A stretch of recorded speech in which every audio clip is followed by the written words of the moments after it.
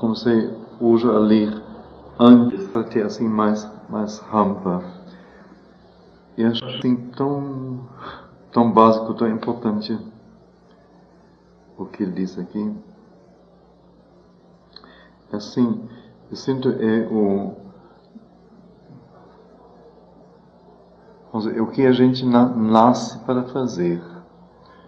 E o que nós nascemos para colocar uma tal base em nossa consciência, em nossa vida, através da mente,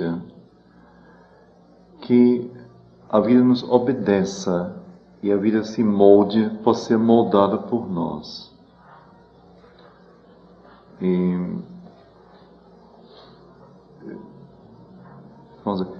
esta é a razão porque tanta gente adere à religião ou a uma seita ou a alguma coisa assim que dê as bases, não? Que assim obrigue o pessoal a fazer isto agora e faz isto agora e quando é isso, então tem que ser isso, etc. Isso dá uma segurança. Agora, eu posso dizer de mim, eu me sinto totalmente solto, não? Inteiramente. Vamos dizer, a consciência observa e percebe, mas que base que temos nós? Eu diria nenhuma, realmente. Muito pouca. Então, o que, vamos dizer, é feito ainda pela religião com as pessoas, ou por uma China antiga, então era mais uma filosofia de vida. É algo que cada um de nós tem que fazer sozinho, consigo mesmo. Assim, para mim, muito claro, está se tornando muito claro.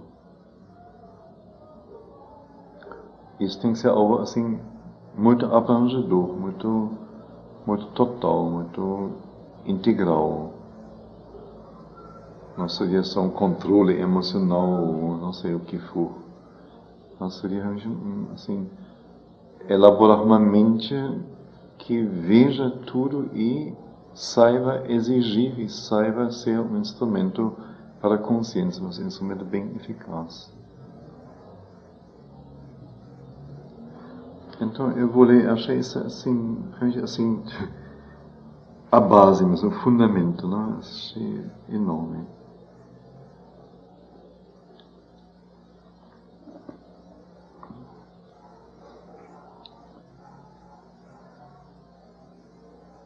Enquanto é o ofício generoso da cultura enriquecer, ampliar e encorajar a vida humana, ela deve também dar às forças vitais uma lei guia, sujeitá-las a um governo moral e racional e conduzi-las além de suas primeiras formulações naturais até que ela possa encontrar para a vida a chave para uma liberdade, perfeição e grandeza espirituais. Enquanto é o ofício generoso da cultura enriquecer, ampliar e encorajar a vida humana, essa cultura, deve também dar às forças vitais uma lei guia, sujeitá-las a um governo moral e racional e conduzi-las além de suas primeiras formulações naturais até que ela possa encontrar para a vida a chave para uma liberdade, perfeição e grandeza espirituais. O valor preeminente da antiga civilização indiana estava no poder com que ela fez este trabalho.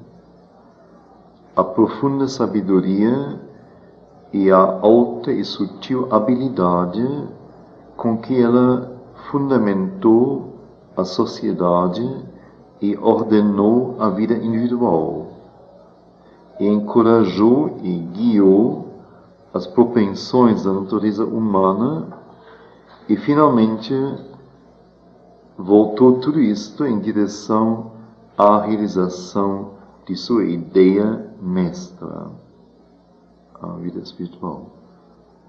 E agora, aí tem as coisas que a gente ainda não entendeu bem. A mente que ela estava treinando enquanto não chamada para longe de seus objetivos imediatos, nunca recebeu a permissão de perder de vista a utilidade da vida como uma disciplina para a perfeição espiritual e uma passagem para o infinito. Então, a cultura indiana, a civilização indiana, estava treinando a mente. A gente leu isso ontem. A mente da Índia antiga. E esta mente, então, que estava treinando, nunca foi permitida perder de vista a utilidade da vida como uma disciplina para a perfeição espiritual e como uma passagem para o infinito. Que você então diz, é a mente que nunca foi permitida perder de vista esta coisa. Quer dizer, então houve uma insistência em lembrar-se diretamente, mentalmente, a cada momento deste objetivo da vida, da utilidade da vida, que nunca deixa com que alguma coisa na vida predominasse de tal maneira, nenhum entusiasmo, nenhuma ideia, nenhuma vivência, nenhuma experiência, nenhuma ocorrência, nada que fizesse com que se perdesse de vista esta utilidade da vida como uma disciplina para chegar à liberdade espiritual e que seria uma passagem para o infinito. Então eu leio logo mais uma vez tudo. Enquanto é o generoso ofício da cultura enriquecer, ampliar e encorajar a vida humana. Vamos enriquecer a vida humana seria como a cultura enriquece a vida humana.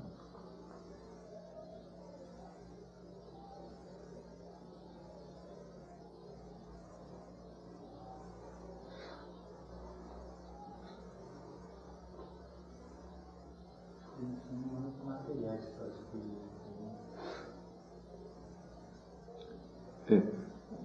A cultura é produto do próprio homem, né? Sim. Uhum. Então, a partir de que ele se expressa as possibilidades múltiplas de formas.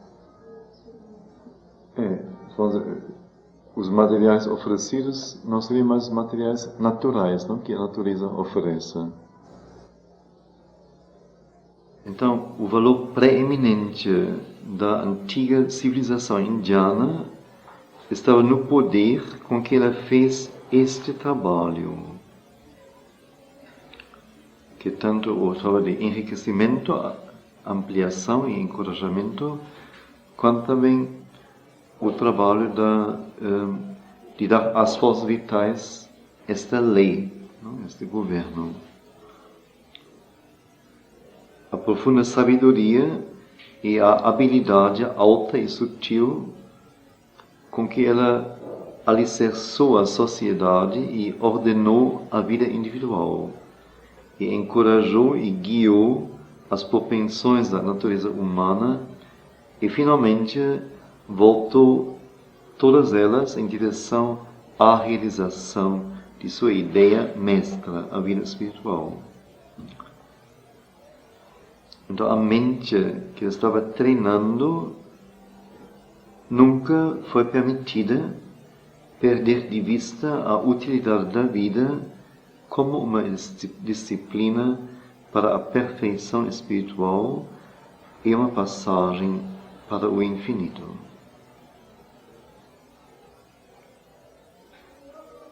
Alguma coisa até aqui? Não ficou claro? Gostaria que eu repetisse. Ok. Tudo? A mente que ele estava treinando nunca foi permitida perder de vista a utilidade da vida como uma disciplina para a perfeição espiritual e como uma passagem para o infinito.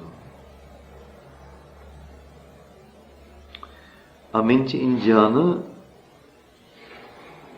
quer no governo da vida, quer na disciplina da espiritualidade, manteve sempre em vista duas verdades capitais de nossa existência. A mente indiana, quer no governo da vida, quer na disciplina da espiritualidade, sempre manteve em vista duas verdades capitais de nossa existência. Primeiro, nosso ser, em seu crescimento, tem estágios através dos quais ele tem que passar. Se há, às vezes, saltos de avanço, no entanto, a maior parte de seu crescimento é uma progressão em desenvolvimento. A corrida mais rápida tem seus estádios. Estádio mesmo, estádio de esportes, não? Quer dizer, em que na antigas culturas se realizavam os esportes, não?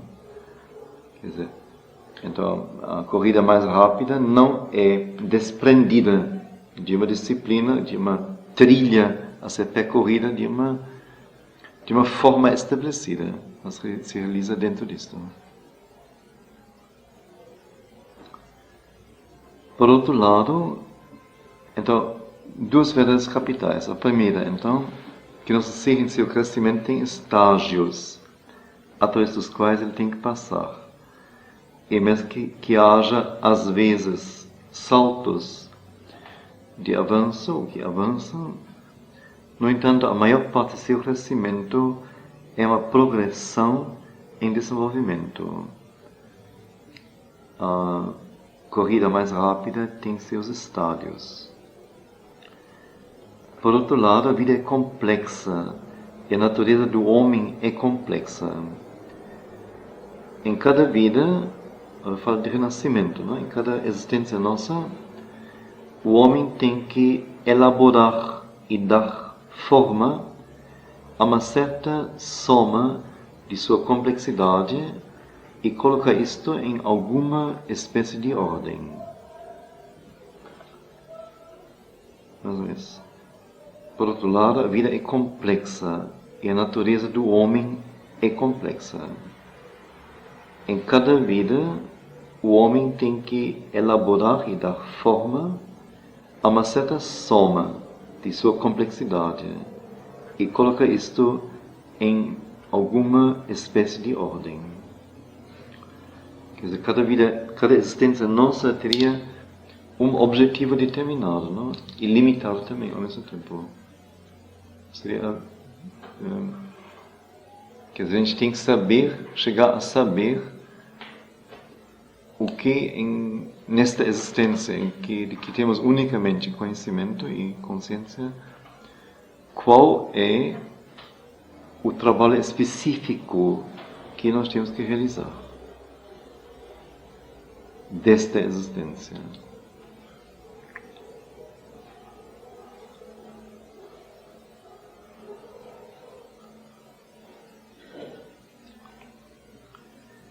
Mas o movimento inicial da vida é aquela forma que desenvolve os poderes do ego natural no homem.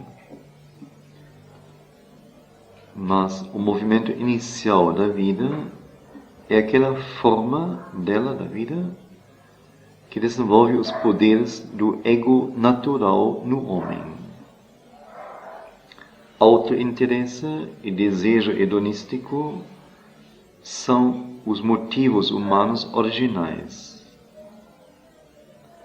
A cultura indiana deu um amplo reconhecimento a este movimento primário de nossa natureza. Esses poderes têm que ser aceitos e colocados em ordem. Porque a vida de ego natural tem que ser vivida. E as forças que ela evolui no ser humano têm que ser levadas à plenitude. Então, por isso eu falo antes da profunda sabedoria.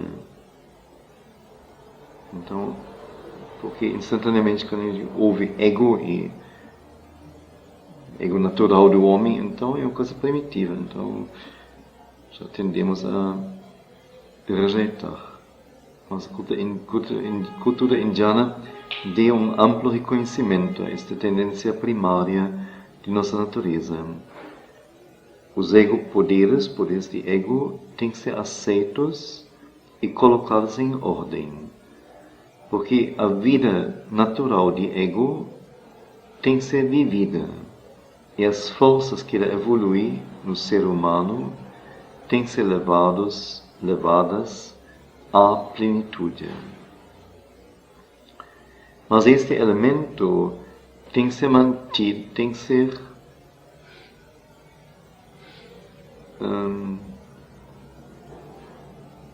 impedido de fazer qualquer exigência não controlada demais ou precipitar-se furiosamente em direção à sua satisfação. Quer dizer, o elemento de ego não deveria poder nunca fazer exigências não controladas demais ou precipitar-se furiosamente em direção à sua satisfação. Somente desta forma ele pode ter seus resultados plenos, sem desastre, e somente assim pode ser inspirado para eventualmente ir além de si e voltar-se no fim a um bem e beatitude espirituais maiores.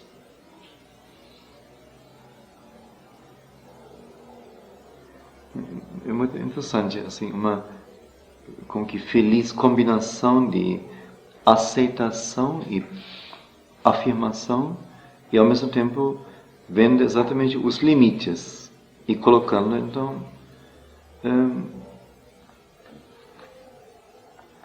as fronteiras, as linhas até onde se pode. As duas coisas simultaneamente.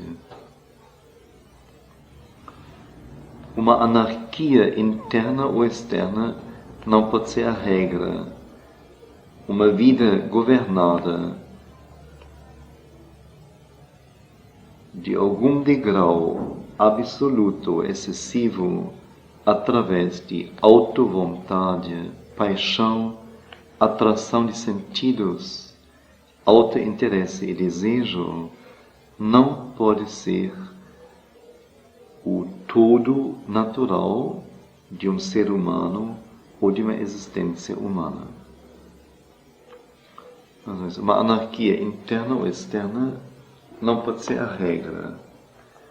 Uma vida governada em qualquer degrau absoluto excessivo através de autovontade, paixão, atração de sentidos, autointeresse e desejo não pode ser o todo natural de um ser humano ou de uma existência humana.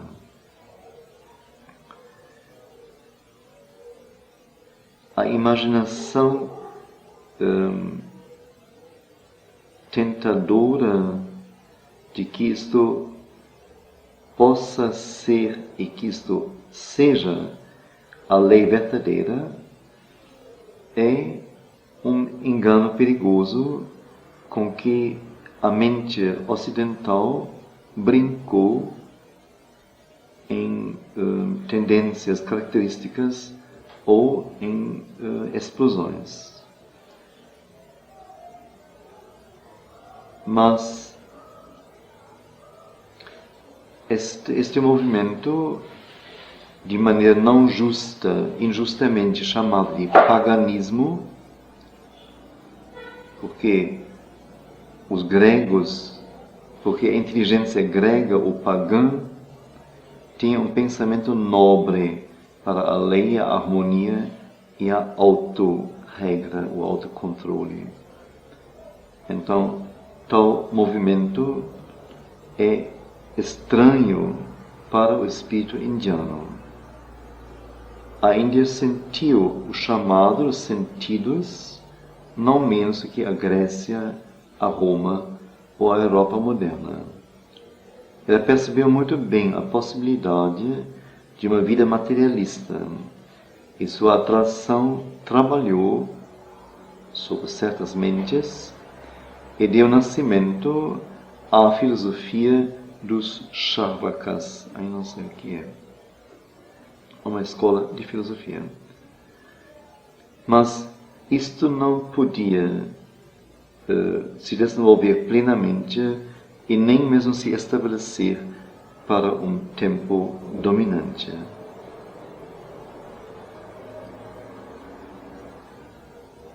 E mas se podemos ver nisto, quando vivido numa grande escala, uma certa grandeza perversa,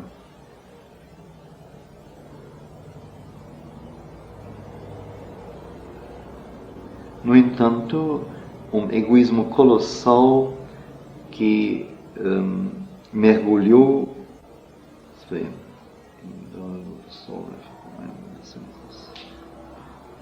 um egoísmo colossal favorecendo a única vida da mente e dos sentidos, foi visto por ela como a natureza do Asura e do Rakshasa.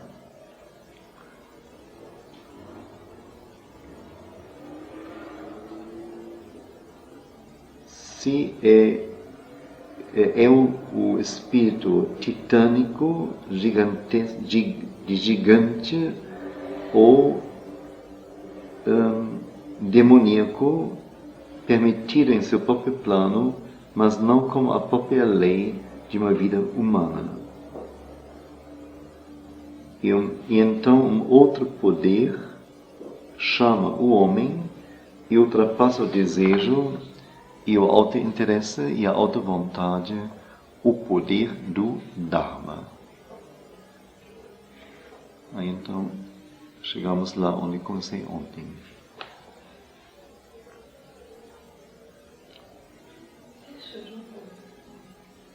Eu tenho que ler bastante, acho.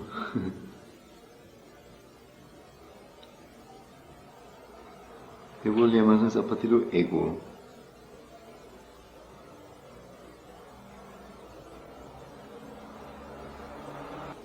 Quer dizer, as duas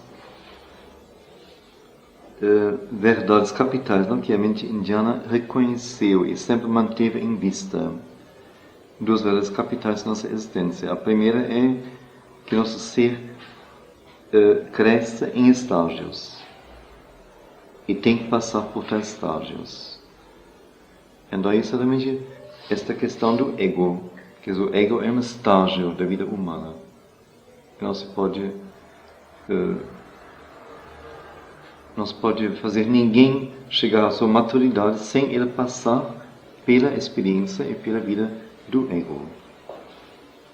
E a segunda verdade, que a vida é complexa, e que a natureza do homem é complexa, e que em cada vida, em cada existência, vendo como, na questão no sentido de renascimento, o homem tem que elaborar e dar forma a uma certa soma de sua complexidade e colocar isso numa espécie de ordem.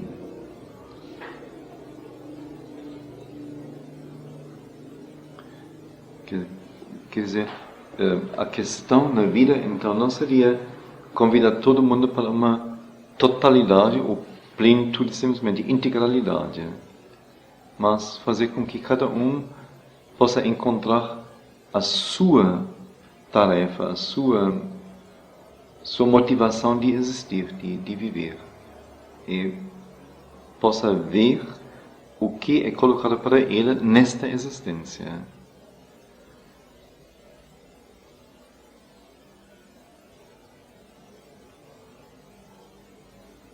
Não, eu falei isso, mas contei. Alguém escreve para Sheryl Bin e pergunta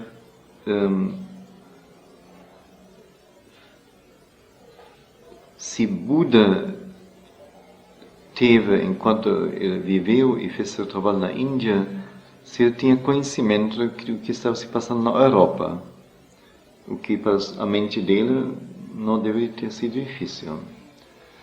E Sheryl Bin então diz que a questão não pode ser essa. Em princípio, seria possível, mas a missão, a tarefa do Buda era transformar a mentalidade da Índia. E qualquer coisa que pudesse então desviá-lo desta tarefa, e mesmo que correspondesse à sua natureza, uma possibilidade de sua natureza, mas que não se deixasse concentrado nisto exclusivamente, seria uma coisa não possível, não desejável e não verdadeira. Então a própria questão, o próprio questionamento seria inteiramente ignorante em relação à própria tarefa de Buda.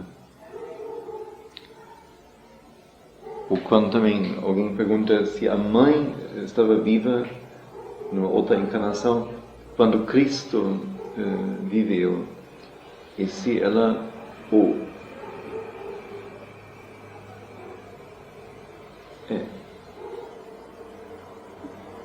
e se ele tivesse estado vivo, por que ele não se aproximou de Cristo e ajudou a ele na sua tarefa?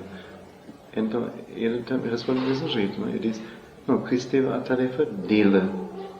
Se a mãe tivesse o ajudado, teria atrapalhado a ele. Tinha que fazer a caminhada dele assim como ele a fez. Não tinha ninguém que pudesse interferir nisso. Então tem alguma coisa que a natureza de cada um de nós indica, e as próprias circunstâncias da vida como que formulam para ele ou possibilitam a ele que é a tarefa de vida dele. Não de seu ser necessariamente essencial, mas a tarefa desta vida, desta existência. E isso cada um de nós tem que cumprir. Senão, a vida foi perdida. Então, é uma coisa assim muito... que dá bastante para pensar.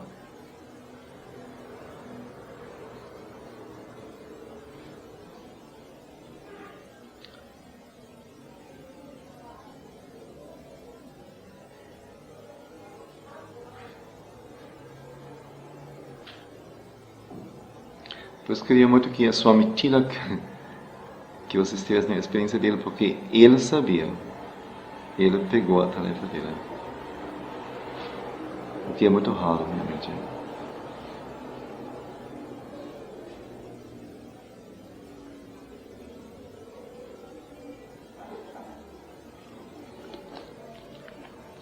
Então, às vezes, as duas verdades principais capitais da vida. Primeiro, que nosso ser em seu crescimento tem estágios, e nenhum estágio pode ser pulado. Então, temos que ir de passo em passo, de degrau em degrau. E um dos primeiros estágios é o ego. Não tem ninguém que possa elegantemente pular por cima dele. Não dá. E não só isso, mas o próprio ego é o que nos possibilita o desenvolvimento individual, primeiramente. E a segunda verdade, que a vida é complexa, a natureza do homem é complexa. Não é possível viver esta complexidade em todos os seus aspectos numa existência.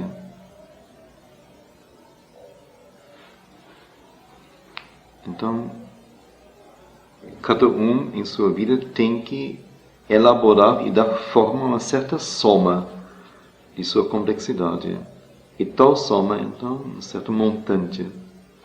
E tal montante ele tem que colocar em alguma espécie de ordem.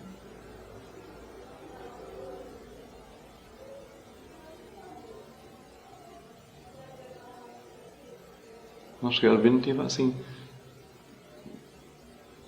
finalmente toda a consciência disto, não? Toda mesmo. Porque no momento que ele se retira totalmente de qualquer contato com outras pessoas e só vive para o seu trabalho na consciência e com a consciência, é uma escolha inteiramente clara e decidida, mas que ao mesmo tempo, em termos de existência humana normal, comum, qualquer coisa, é uma negação completa. Então, mesmo a ele para ele foi colocado a questão da escolha, aquilo que nesta existência ele teria que realizar. O senhor podia explicar mais esse finzinho? Que finzinho? O senhor leu agora? O que eu falei ou li? Falou. De Sri Aurobindo ou...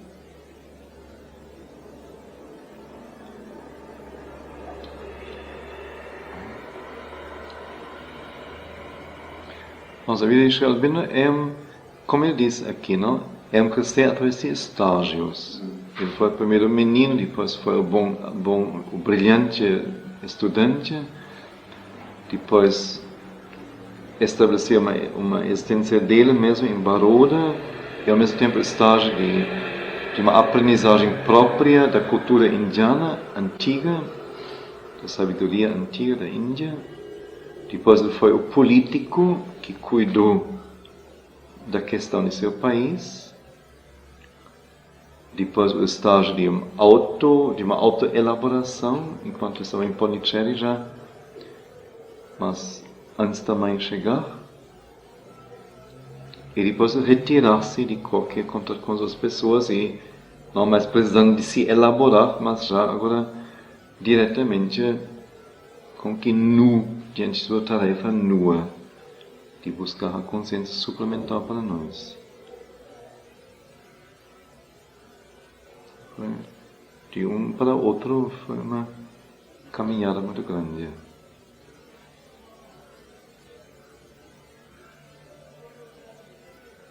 Isso é o que a maioria nós assim não compreendemos. Nós queremos sempre ou tudo, ou no mínimo manter as coisas queridas do passado e fazer uma mesclagem de coisas.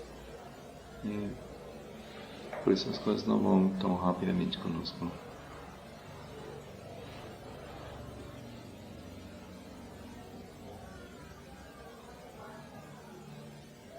Que o que nos atrai ainda é muito.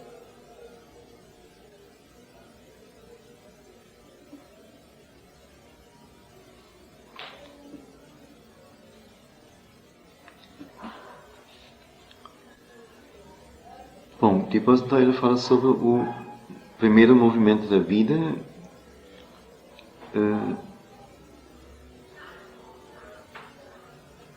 é aquela forma da vida em que os poderes do ego natural no homem se desenvolvem.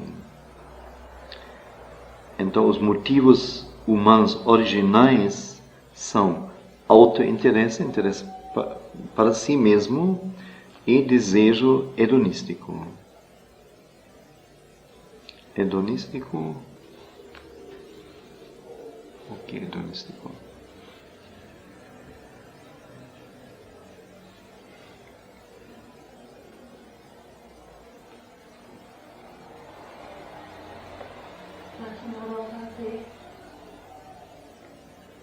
É? Sim.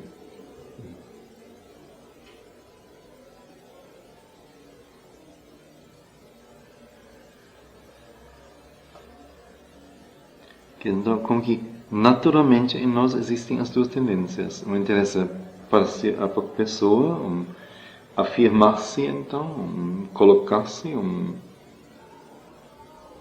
dar importância a si. E também o desejo de ter satisfação dos sentidos, dos prazeres, em várias formas. Que são os motivos humanos originais, naturais. Então, a cultura indiana deu um amplo reconhecimento a esta tendência primária de nossa natureza. Esses poderes têm que ser aceitos e colocados em ordem. Porque a vida de ego tem que ser vivida. E as forças que ela evolui no ser humano têm que ser levadas à plenitude. Mas, eu venho o grande mas, este elemento, quer dizer, o elemento do ego natural, tem que ser impedido de fazer qualquer exigência não controlada demais. Quer dizer, desejo ou auto-interesse também, se impor e ir embora com a coisa. Ou em levar furiosamente em direção à sua satisfação. Então, paixão e que for. Somente desta forma é possível termos resultados plenos sem desastre. E somente desta forma a vida do homem pode ser inspirada para eventualmente ir além de si e no fim voltar-se para um bem e beatitude espirituais maiores. Porque sem controle, sem domínio, é impossível chegar a alguma coisa maior. Por isso, uma anarquia interna ou externa não pode ser a regra. A vida que é governada em qualquer grau absoluto excessivo por auto-vontade, paixão, atração aos sentidos, auto-interesse, desejo, não pode ser o todo natural de um ser humano ou de uma existência humana.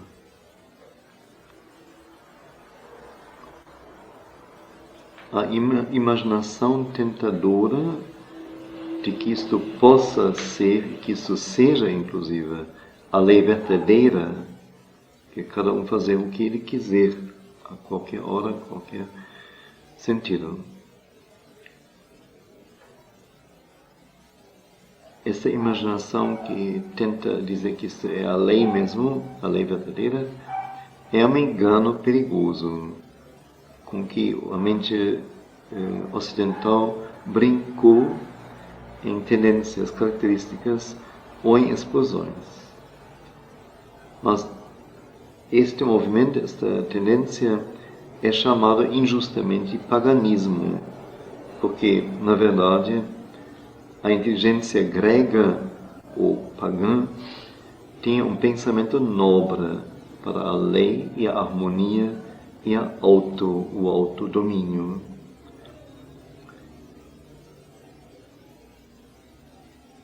Então, esta tendência, de todo jeito, é estranha ao espírito indiano. Alguma coisa até aqui que não ficou claro?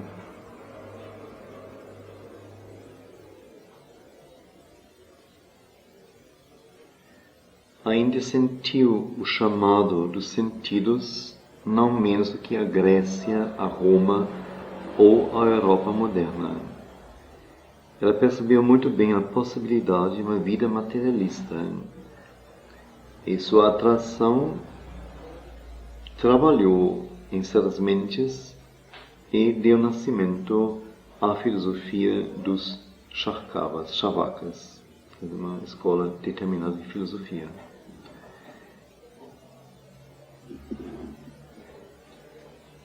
Mas isto não podia se realizar plenamente e nem mesmo estabelecer um império dominante por algum tempo.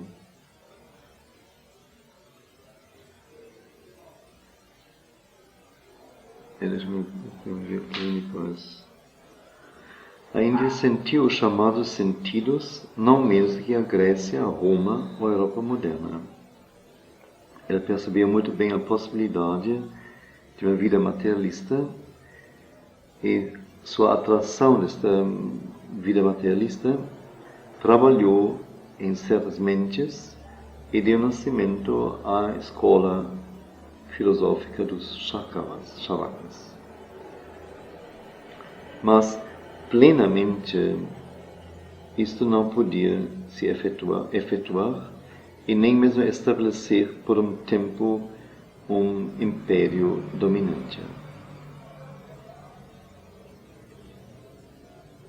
E mesmo que nós possamos ver nesta vida materialista e na vida sensualista, quando vivida numa grande escala, uma certa grandeza perversa, ainda assim um egoísmo colossal, concentrada na vida única da mente e dos sentidos, foi, sem um elemento espiritual, foi visto por ela, pela Índia, como a natureza do Asura e Rakshasa, que são as personificações das forças do ego. Mesmo que isto tivesse uma certa grandeza perversa, quando vivido em grande escala. É o tipo titânico de gigante ou demoníaco do espírito que é permitido em seu próprio plano. Então é o Rakshasa, é a Asura. Mas não como a lei verdadeira para uma vida humana. Então alguém que vive assim, diria-se, é regido, é dominado, é pego pelo Asura, por um Rakshasa. Mas não é o ser humano que poderia assumir isto, mas ele é possuído. Então, outro poder chama o homem e ultrapassa desejo e auto-interesse e auto-vontade. O poder do Dharma.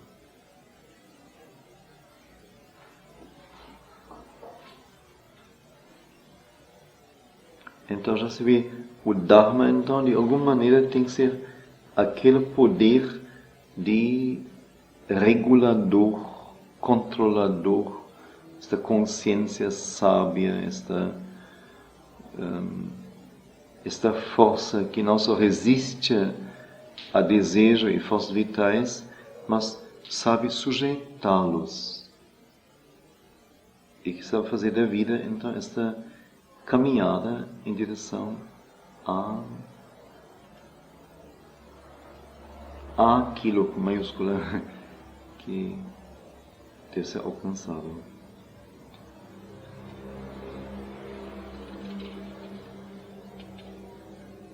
Então, o Dharma, simultaneamente a lei religiosa de ação e a lei mais profunda de nossa natureza. Então, não a lei da nossa natureza enquanto ela é animal, enquanto ela é natureza, mas a lei mais profunda de nossa natureza. Quer dizer, onde obedecemos a um destino interior. É a lei justa do funcionamento de nossa vida em todas as suas partes. A tendência do homem de procurar uma lei justa e perfeita para seu viver, encontra sua verdade e sua justificativa no Dharma. Realmente, cada coisa tem seu Dharma, sua lei de vida imposta sobre ela, sobre esta coisa, por sua própria natureza. Então, o Dharma de uma pedra é uma coisa, o Dharma de uma cobra é uma outra coisa. O Dharma de uma águia é uma, o Dharma de um pardal é outra, segundo a natureza da própria coisa. Cada um. O peixe não pode voar e a ave não pode viver na água, debaixo da água.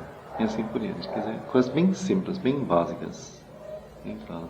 Como falei, a cobra nasce no ovo e já nasce perfeita, completa, não? E assim por diante. Quer dizer, cada coisa é determinada. É o Dharma daquele ser natural, daquela criatura, daquela coisa. Mas para o homem, aí foi a coisa assim, bem decisiva. Não? Para o homem, o Dharma é a imposição consciente de uma regra de viver, de um viver ideal, idealístico, ideal, sobre todos os seus membros.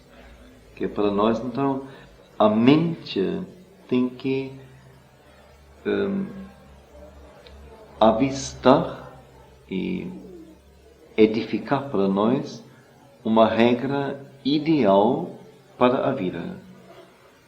E o nosso Dharma é, então, impor à vida, conscientemente, esta regra, mas em todos os membros. Então, não só com a boca, ou com a mente, ou com a emoção, fazer coisas bonitas e fisicamente, e na região vital mais baixa, ser natural. Mas tem que ser algo total. Em sua essência, o Dharma é fixado, mas ainda assim se desenvolve em nossa consciência, e então evolui e tem seus estágios. Vamos dizer, se o Dharma inicialmente vamos dizer, exige, por exemplo, a perfeita realização de companheirismo, num dado momento isso é cumprido, e então agora o Dharma pode ser, então se evolui, e agora a questão é solidão, saber viver com solidão, e assim por diante. Quer dizer, isso, o Dharma tem seus estágios, é uma coisa que é fixa para a vida inteira.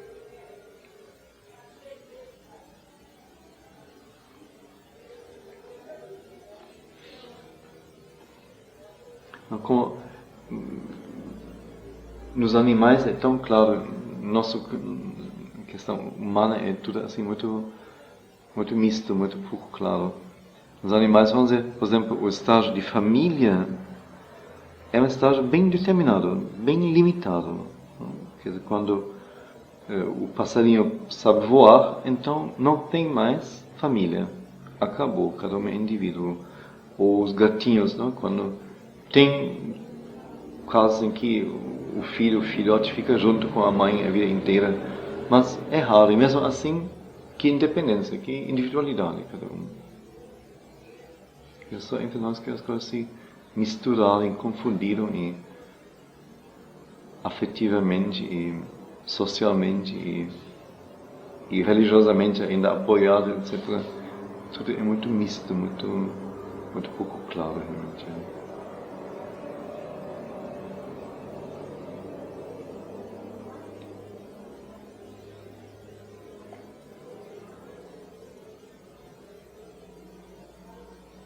Há gradações de ascensão espiritual e ética na busca da lei mais alta de nossa natureza. Que nós temos que ascender espiritualmente, eticamente, é óbvio. Quer dizer, cada vez mais perfeitos, cada vez mais completos, cada vez mais conscientes, cada vez mais poderosos em nossas realizações. Mas há gradações nesta ascensão. Todos os homens não podem seguir em todas as coisas uma mesma regra comum e invariável. Muito claro que para um é no momento a coisa certa, para outro não pode ser a coisa certa, ou eventualmente não é a coisa certa. A vida é complexa demais e as naturezas diferem uma da outra. A posição, o trabalho que nós temos que realizar tem suas próprias exigências, seus padrões, seu objetivo, sua tendência. O chamado da vida, o chamado do espírito dentro, não é o mesmo para cada um. O grau e a tendência de desenvolvimento e a capacidade não são iguais.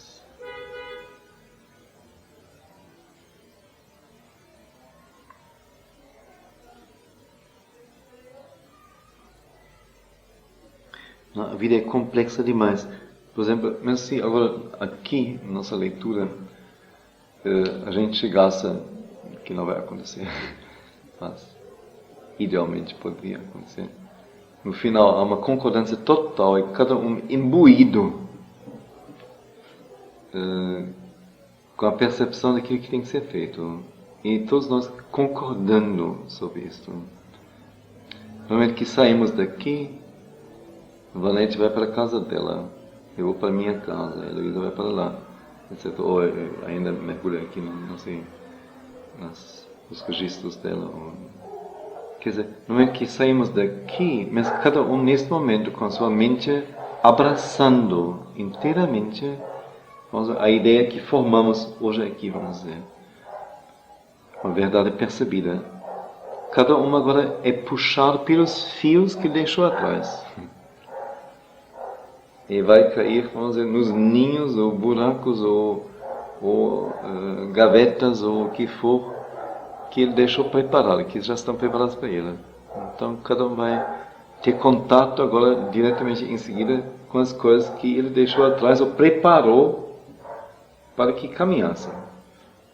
Isso vai fazer com que esta unidade nossa, que eventualmente se poderia formar mentalmente aqui, instantaneamente vai ser desfeita. Instantaneamente. E em cada um de nós tem que se combinar esta ideia que podemos formar aqui com 1000 outras coisas que não tem nada a ver com isso. Mesmo exteriormente não tem. Por isso diz, a vida é complexa demais. O momento de concordância é um momento de concordância. Só. O resto se mistura tudo com 1000 outras coisas.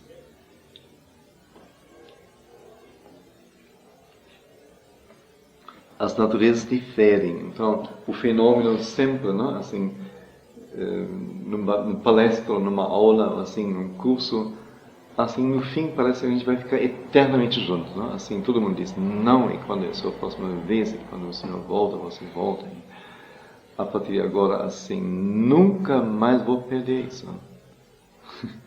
E a pessoa nunca mais volta. Nunca mais volta. Porque no momento ela se como que converteu e assumiu uma natureza que não é dela. Sob a influência, sob a sugestão e vendo uma possibilidade. Mas a transformação instantânea não é possível. Então, as naturezas diferem demais. Depois cada um tem uma outra posição que ele cumpre, ou enche, ou preenche na vida. Um trabalho que tem que fazer. Isto tem suas próprias exigências, seus próprios padrões, seus objetivos, suas tendências.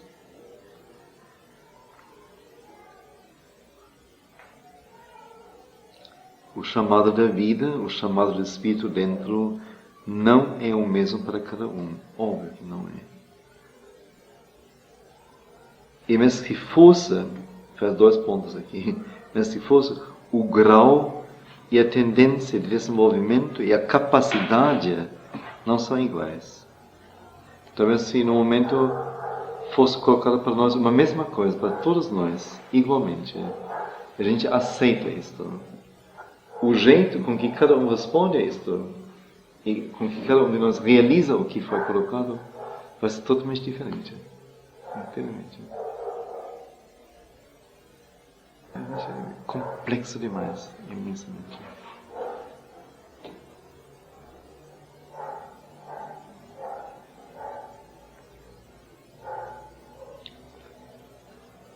Outra colocação. O homem vive na sociedade através da sociedade. E cada sociedade tem seu próprio Dharma geral. E a vida individual tem que se adaptar a esta lei mais ampla de movimento. Mas nisto também, a parte do indivíduo na sociedade e sua natureza do indivíduo e as necessidades de sua capacidade de temperamento variam. E a lei social tem que criar algum espaço para esta variedade e perderia se ela fosse rigidamente a mesma para todos.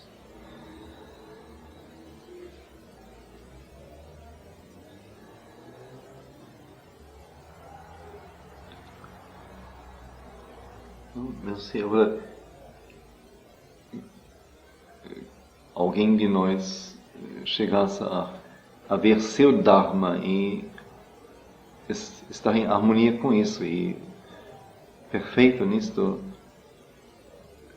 ele, no entanto, tem que ver, vamos dizer, que sociedade que ele vive e reconhecer que tem convenções e leis e coisas estabelecidas que ele não pode violar, mas que seu Dharma o compele para fazer isso. Então tem que ser feita uma adaptação à sociedade. Sem isso a gente não pode existir, fazer seu trabalho. A sociedade, então, diz ela, por sua vez, também tem que ver que os indivíduos são diferentes e tem que criar algum espaço para isso. Então, é uma coisa imensa mesmo.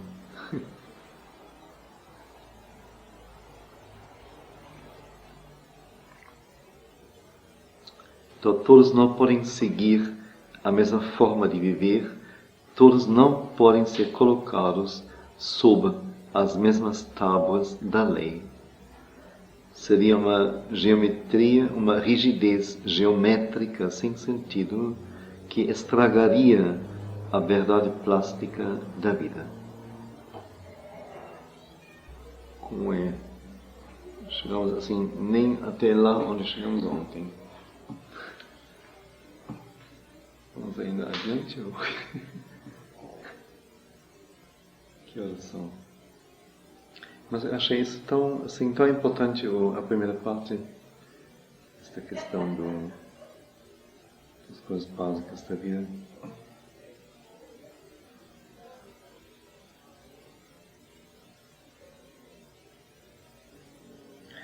Mas, se eu posso resumir agora, só para levar ao ponto em que terminamos ontem,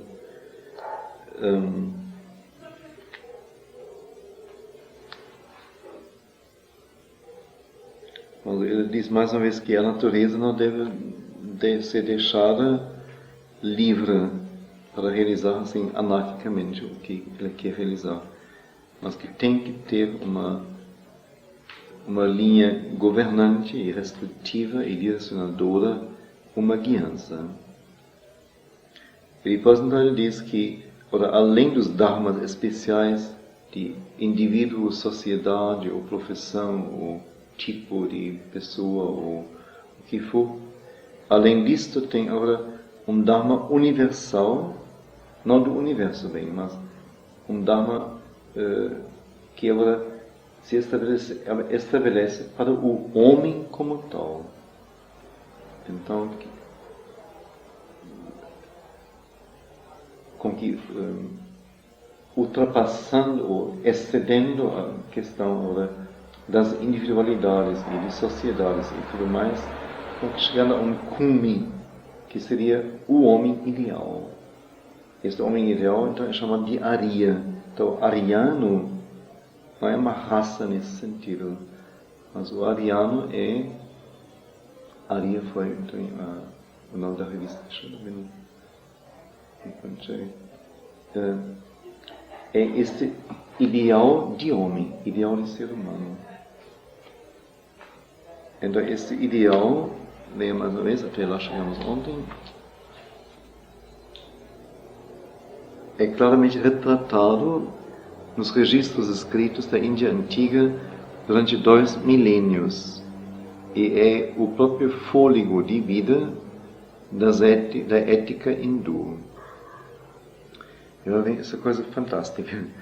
Foi a criação de uma mente simultaneamente idealista e racional, sábia em espírito e sábia em relação ao mundo. Uma mente profundamente religiosa, nobremente ética, firme e, no entanto, flexivelmente intelectual, científica e estética, paciente e tolerante em relação às dificuldades da vida e à fraqueza humana, mas árdua em autodisciplina. E ele frisa mais uma vez, esta foi a mente que estava na base da civilização indiana. Ele deu seu cunho característico a toda a cultura.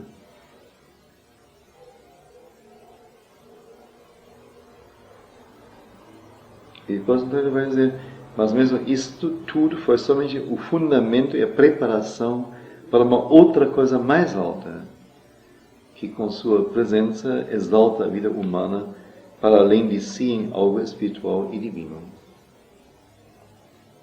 Então a própria cultura indiana colocou para o homem insistentemente, a cada momento, em cada coisa, que ele nasceu para chegar até o divino e viver uma vida divina finalmente.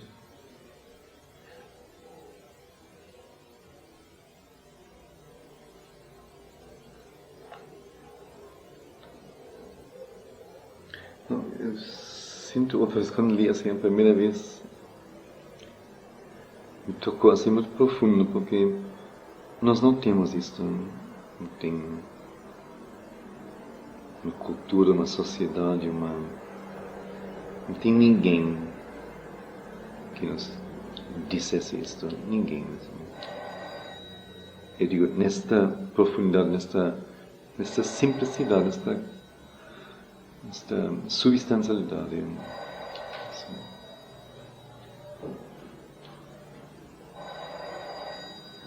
E aqui no caso da Índia Antiga, então seria não só alguém que diz isto, uma voz, mas a própria cultura, a forma da vida, toda ela molda a cada momento, cada minuto, cada segundo, a todo mundo nesse sentido. Uma coisa fantástica. Eu fiz essa leitura em Fortaleza para um círculo de sânscrito. Dancei, sou música clássica indiana e li isso para eles. E com a colocação que me veio assim, eu nunca pensei sobre isso, mas todas as culturas antigas, o Egito, a Grécia, a Germânia, não sei, Babilônia, não sei o que existe, a Atlântida, então. São todas culturas que tiveram esse movimento, auge, declínio e decadência e morte, praticamente. É só a cultura indiana, não, que há 6.000 anos, ou mais de 6.000 anos, permanece firme e permanece solenemente estabelecida. Então, tem que ter alguma razão para isso. Então, esta razão, esta mente que é elaborada, esta combinação de, não sei se posso dizer, bens culturais, por assim dizer, e este pegar a vida, este moldar a vida, mas como eu disse, com uma sabedoria, um conhecimento psicológico. Eu falo da psicologia da Índia antiga, não é psicologia, mas é um conhecimento assim da natureza humana e tudo mais, assim, enorme. E como nós realmente assim somos soltinhos, não? Assim, soltos. Cada um faz o que ele quiser, inteiramente. Não digo aqui na casa, digo em geral.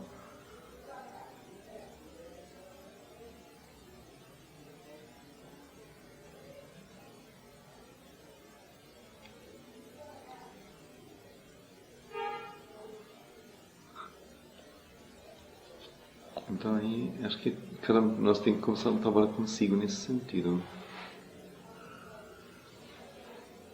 E são estas coisas que na educação deveriam ser, assim, a influência indireta a cada momento, não? Esta influência moldadora da criança.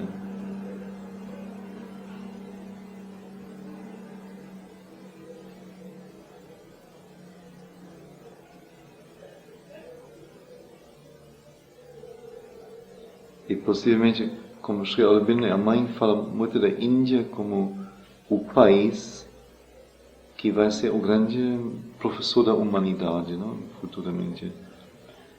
É com base nisto, com toda certeza.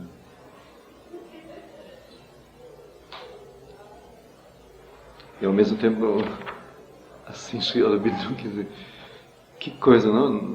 Não só, vamos dizer, alguém que escreve com a vida divina, assim raciocínios assim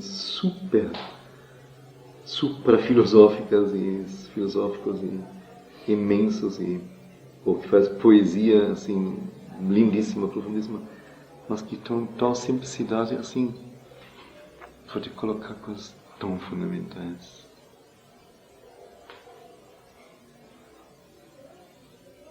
E a gente peleja para compreender e para decorar uma frase, uma coisa assim.